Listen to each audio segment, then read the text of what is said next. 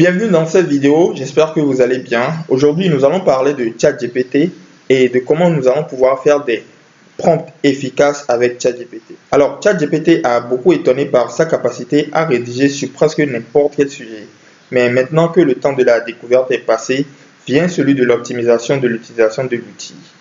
Pour pouvoir tirer le meilleur de l'IA, il faut savoir faire des bonnes requêtes et tout passe par le prompt. Le prompt, c'est quoi? Le prompt est le terme anglophone qui désigne l'ordre à exécuter.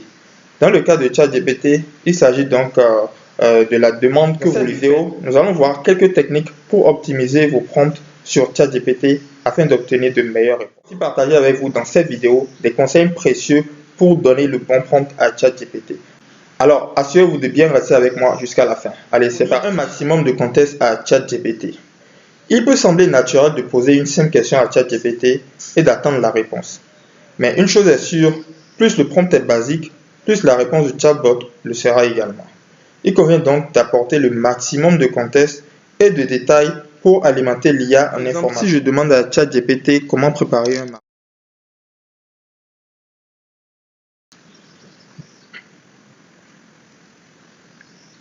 vous pouvez le voir, le ChatGPT a répondu à cette question en 18 points que vous pouvez voir à l'écran. Donc, nous avons consulté votre médecin, fixé un objectif réaliste, choisissez un marathon, établissez un plan d'entraînement et tout. Donc, deuxième temps, je vais apporter quelques précisions à ChatGPT. Donc, je vais lui écrire par exemple. Lui poser la question sous cette forme: je suis débutant en course à pied et je n'ai jamais couru de marathon. Je vais en courir un dans 6 mois. Comment préparer un marathon? Donc, nous allons lancer le prompt. Donc, comme vous pouvez le voir, la réponse de ChatGPT dans le second cas est beaucoup plus adaptée à notre prompt contextualisé. Elle nous donne un programme d'entraînement, des conseils sur la récupération, l'équipement, etc. Alors, en quelque sorte, si ChatGPT est un robot, l'idée reste de ne pas lui parler comme tel. Discuter avec le chatbot comme si vous échangez avec un ami ou un collègue. Sans information de contexte, il comprendra moins facilement la situation. Si vous dites à un proche que vous allez courir un marathon, il vous demandera probablement si vous en avez déjà couru un, si vous pratiquez la course régulièrement, etc. Alors, apportez toutes ces précisions à ChatGPT et ces réponses n'en seront que plus conformes à vous. Deuxième technique, donner un rôle, une identité, une profession à ChatGPT. Une des bonnes techniques pour tirer le meilleur de ChatGPT est de lui assigner un rôle. Poser une question via un prompt vous fournira toujours une réponse, mais elle ne sera peut-être pas adaptée à votre niveau de compréhension, de connaissance du sujet, de vulgarisation souhaitée.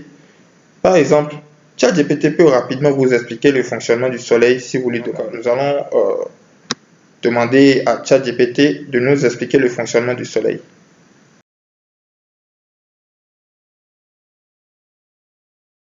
Donc, comme vous pouvez le voir, ChatGPT a essayé de nous donner une réponse en quelques points. Donc, le premier point, il a parlé de fusion.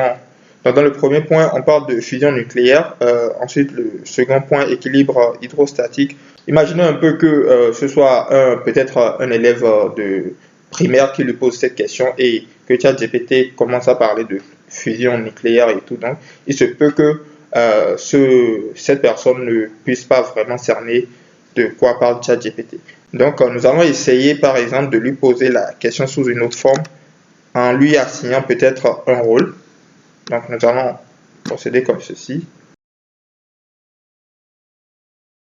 Comme vous pouvez le voir dans la réponse ici, ChatGPT se joue alors de comparaison imagée et adaptée à l'âge de notre audience pour expliquer son propos. 3. Définir sa cible et son canal de communication. Quand on communique avec ChatGPT, il est primordial de savoir à qui sera destinée la réponse générée, sur quel support et surtout de communiquer ces informations à l'IA. Par exemple, si vous avez une chaîne YouTube consacrée au jardinage, vous voulez réaliser peut-être une vidéo sur le matériel nécessaire pour entretenir son potager, ne vous contentez pas de simplement poser la question. De quel matériel ai-je besoin pour faire un potager? Certes, le chatbot vous donnera une réponse, mais il n'adaptera pas cette réponse à aucune cible. Donc, par exemple, nous allons faire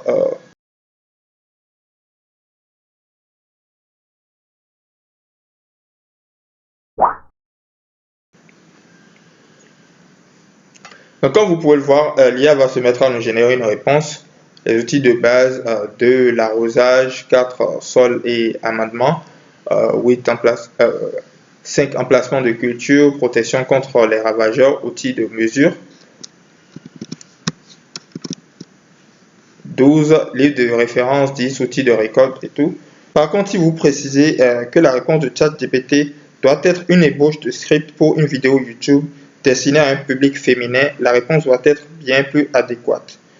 Donc, comme vous pouvez le voir, quand je pose la question sous cette forme de ChatGPT est tout autre. Donc, si on compare sa réponse ici où il l'a fait en des points et tout, par rapport à la réponse que nous avons en bas ici. Donc, nous avons ça sous l'intro. Donc, nous avons la réponse sous forme d'introduction. Ensuite, nous avons les outils de base, l'arrosage, la semence et plantes et tout. Et ensuite, nous avons une conclusion. Quatrième technique, donner un exemple de la réponse attendue à ChatGPT.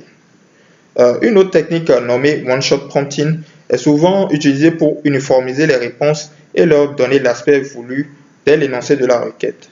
Si nous souhaitons que ChatGPT nous génère une liste de clubs de football comportant plusieurs détails comme leur date de fondation, les couleurs du maillot, le palmarès, les rivaux, etc., nous allons lui donner directement le format à l'IA en lui transmettant un exemple de ce que nous voulons, puis en lui fournissant la liste des clubs sur lesquels il doit rédiger.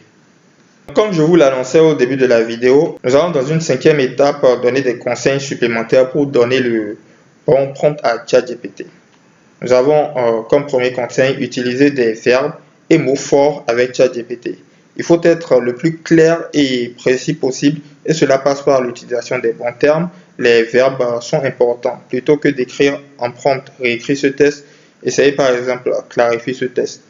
Préférez aussi la forme positive en ne demandant pas, n'écris pas de manière familière ou n'écris pas à la forme passive, mais plutôt écris de manière soutenue ou écris à la forme active.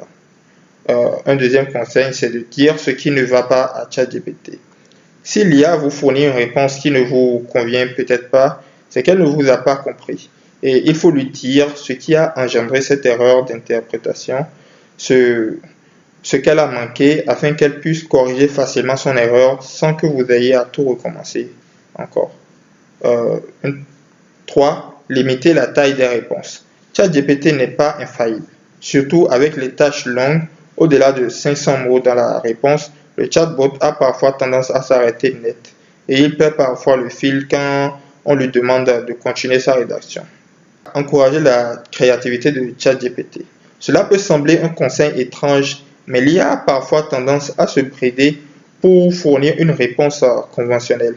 En partageant des anecdotes, des expériences, des émotions, vous nourrirez le chatbot de votre touche personnelle.